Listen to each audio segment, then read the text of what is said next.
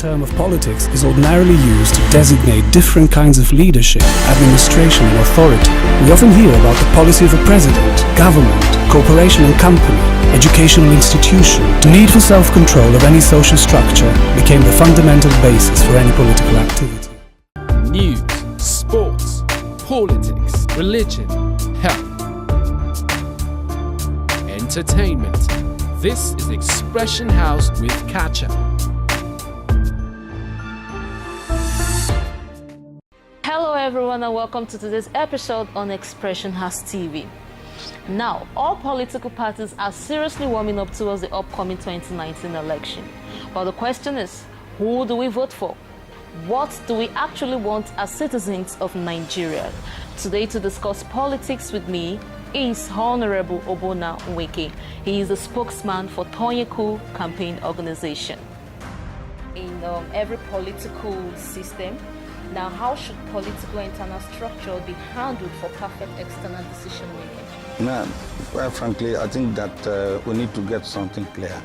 Politics is about the pursuit of interest. That, of course, there could be interest from within that help to fuel crisis within a political party. What are the mechanisms available in a political party?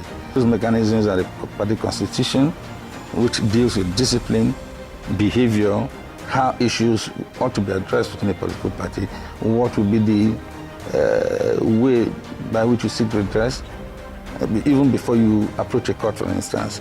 And then the party manifesto, which says this is what the party will do if it wins. There are issues that derive from the constitution of the party. And the constitution of the party is supposed to be supreme, which is why, as politicians, we say that the party is supreme, because the guiding principles upon which we play as politicians are being taken care of by the political party constitution. Lack of internal democracy among political parties, is it one of the limiting factors hindering the development of Nigerian democracy? The constitution makes provision on how functionaries, candidates will be chosen, whether by consensus or whether by voting. And even when it comes to voting, whether it should be direct or it should be indirect. All of those provisions are in the Constitution. What happens most of the times is that the benefit of those who are in the political party, a particular aspect as prescribed in the Constitution, may become adopted as the norm. And then people now say it runs counter to internal democracy. Take the APC, for example. We wanted to hold primaries, and the parties tinkered with the idea of whether we should do direct or indirect. But it made a proviso available. Go constitute the state working committee. Get all those who should vote to agree on whether we will choose the indirect method or we choose the direct method. Now, any party that has provided such a platform cannot be tampering with internal democracy. Now, but the issue is, because interests are foremost in politics, because people are not likely to comply with common positions, they must find reason why the mechanisms which throw up candidates is imperfect. Now, if we must tell ourselves the truth, there's no such thing as a perfect situation. It doesn't exist anywhere. But what matters is that we have come to a common agreement and understanding. What matters is that we have placed candidates out there and a greater majority of party members deem such candidates fit to occupy office. Those are the two critical things. Now, insofar as I'm concerned, I do know that Nigeria's politics and Nigeria's democracy is beginning to evolve, and that a great effort is being put by political parties, including the APC that I belong to ensure that those who aspire to office do so within the framework that's allowed in the party, and perhaps they emerge in the best possible way. Towards the 2019 election, which is actually taking place this year, do our preferred candidates have a track record that can assure us that their brand of leadership can welcome this 2019? The issue is that there's no one in the present race, when it comes to River State, who is more organized, more focused, and more determined to engage in governance than Tonye.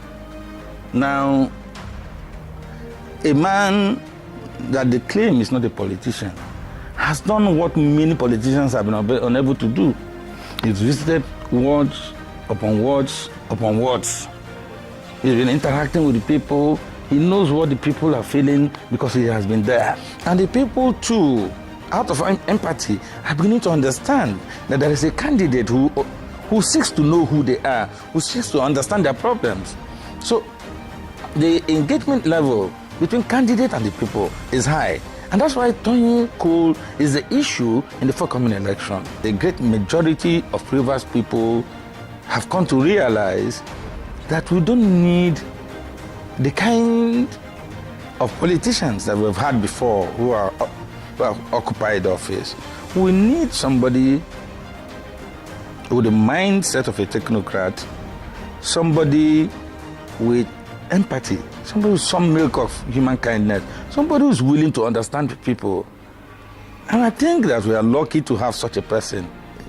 If they are in doubt, who say, unchain Tonye, and then let them run, let Tonye run. Let's see what will happen. Somebody somewhere is afraid of Cole. I saw all these stumbling blocks that they have put. Have not been put for nothing. Tonye Cole will win this election if he gets the mandate of the courts to return to the field.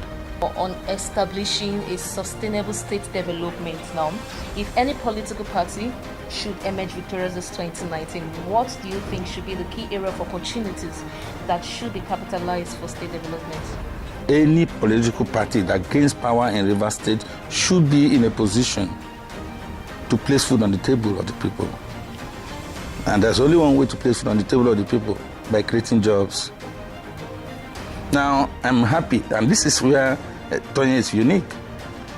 Tonye has been talking about investments. Now, being an investor in itself, you understand that you cannot run all the time with your money. Some of the times you run with other people's money, and that's what investment means. The fact that he knows where to find such funds, where to find persons who want to invest in the Rivers economy. Now, once you create investments, you create wealth. When you create wealth, you create jobs. And then when you create jobs, you create satisfaction in the minds of the ordinary people. And so, it's clear where the APC government will be headed. We believe that extreme conservatism is not what we need at this time. Unfortunately, that's what you find amongst our colleagues in the PDP.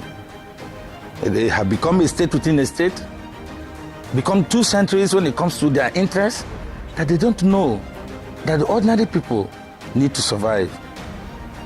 We want to return to the days when we built functional health centers with doctors, health centers that had theaters.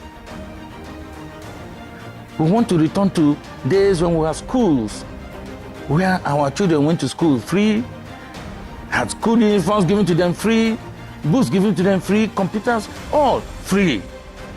Because we appreciate that the children or the ordinary people whose parents do not have sufficiently, but who are brilliant, have a strong right to go to school, a strong right to survive in society. These and others are some of those things that I know Tonye Cole will do in office, because Tonye agrees with the programs of action of the APC and has been a silent supporter of the APC from behind. Now, the vast majority of Nigerians seek advancement. If APC should take over 2019, how can they be able to change the massive unemployment and insecurity in the states, especially in Rivers State? This is the point. Some of the problems in the Rivers State have been self-inflicted. Before 1999, Rivers State used to be a very amiable, quiet state, hospitable state. By 2003, when with due respect, the government on ground, I don't want to call the names, and I'm sure you know who. Now, by the time that government left, Rivers State had become a battleground. For the first time in our history, guns became part of our politics. For the first time in our history, young kids were falling like flies, shut down by sponsors of violence. But it took a progressive government in 2007 to say, wait a minute, it's time to stop this rubbish. And I think that government, headed by Rotimi Amechi, did the best that it could to bring down violence. It didn't negotiate with violence. It chased down violence. That's the difference. And then we had some respite until the interest of some persons led to the rebirth of violence. Insofar as I'm concerned, you cannot have development in an environment in which there is instability. If you do not have peace, it will be difficult to attract investments. If you do not have peace, it will be difficult for you, even if you have all the monies available in the federation account, to do anything meaningful in your state. So, sowing the seeds for peace will be one of the major challenges that any government that will govern Rivers State will have. And I am aware that Cole is aware that bringing down the level of violence is critical to any advancement. And you will notice that because of his style of politics, are you not surprised that since last year, since 2018, when the campaign started, the level of violence has been low? It has been low because Cole has shown maturity. He's shown that he's not a tit-for-tat politician. Abuse me, I abuse you politician. They're abusing him, but he's going ahead with espousing his opinion as to how best society can be governed. They are putting thoughts on the way, but he's busy telling the Rivers people who can be great again. So they're trying to tear him down. But because he's an ideas person, he's focused on his ideas, he's married to his ideas, he's espousing those ideas and pushing it. And Rivers people are beginning to see that there is hope in a new future where ideas will stand tall, where the usual old way of doing political business will be brought down. So are you trying to say that those who don't want to see the growth of Rivers State are actually the ones placing all of those recons on him? Yes, because they have been agents of darkness. Now, because they dance under banana trees like witches, because they have specialized in sucking the blood of fellow Rivers people, because they think that the pause, the common pause, belongs to them and not to the Rivers people, they cannot allow somebody with a new framework, with a new set of ideas, to take control of governance. So it's a fight between darkness and light. Is Tonye an assurance of true democratic leadership for the people of Rivers State, and can he cause rapid transformation in this region? Now, insofar as I'm concerned, Tonye has started where he should start. He started by knocking on the doors of people. He started by asking questions. What is your need? What are your challenges? He has not sat down in the comfort of his home to say, I think that this is the problem that is facing Rivers people, and that I can provide answers to those problems. And so, going from door to door, word to word, what the candidate or the APC has done is to engage the people to appreciate what is happening in the environment where they are living. Now, he said on one occasion that all I see is the squalor, the poverty that confronts the ordinary people. And so, it means that because he has been there, because he has been within the neighborhood where the people live, in the countryside where the people operate, he can understand what those challenges are. And so he will hit the ground running faster than a man who doesn't. Some people will say, well, wait a minute, when we win, we'll engage in the local government to ask the people what they want. No, Tonye has decided to ask the people what they want even before coming to power. So it will, in so many ways, influence the kind of policies that will be put in place. We are likely to experience speedy transformation under a Tonye administration. Means that even before he comes to power as a governor, because he now appreciates the dynamics of our localities, the kind of policies that government will put together will be policies that will be pro-people. So what that means is that in seeking solutions to our developmental challenges, we're already one step ahead than our opponents in other parties. Let any of the leaders of these parties, including the serving governor, tell us how many times he has been able to touch base with the people. Tonye, before he was stopped by a court order, had done more than 200 words out of 315 words in reverse. Now, it takes energy, it takes focus, it takes commitment, but above all, the love for the people that you want to lead. Not many people want to engage with ordinary people.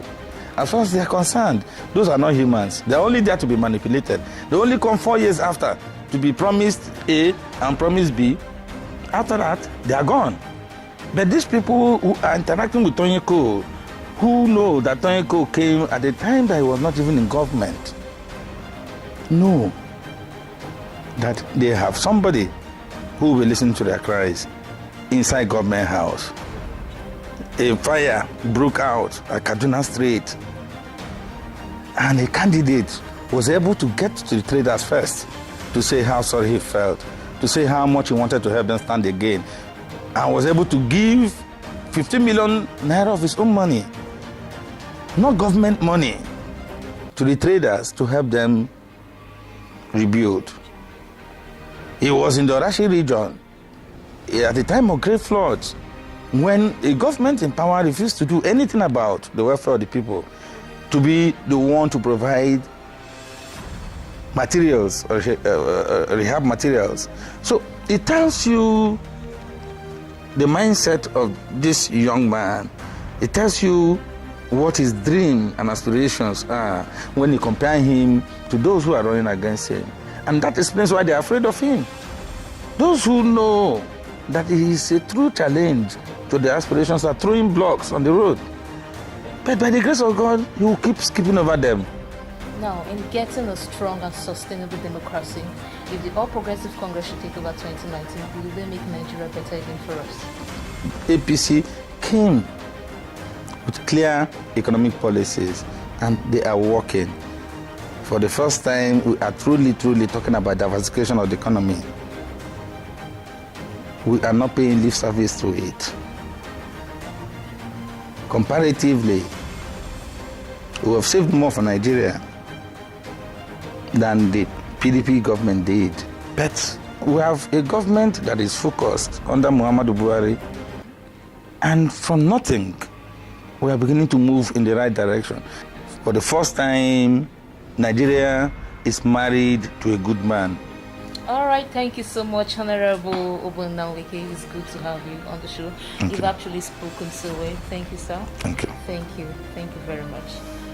All right, viewers, we've come to the end of today's episode on Expression House TV. My dear fellow Nigerians, please come out en masse and vote for personality and not for party. Thank you very much. Until we come your way, same time next time on Expression House TV. Bye for now.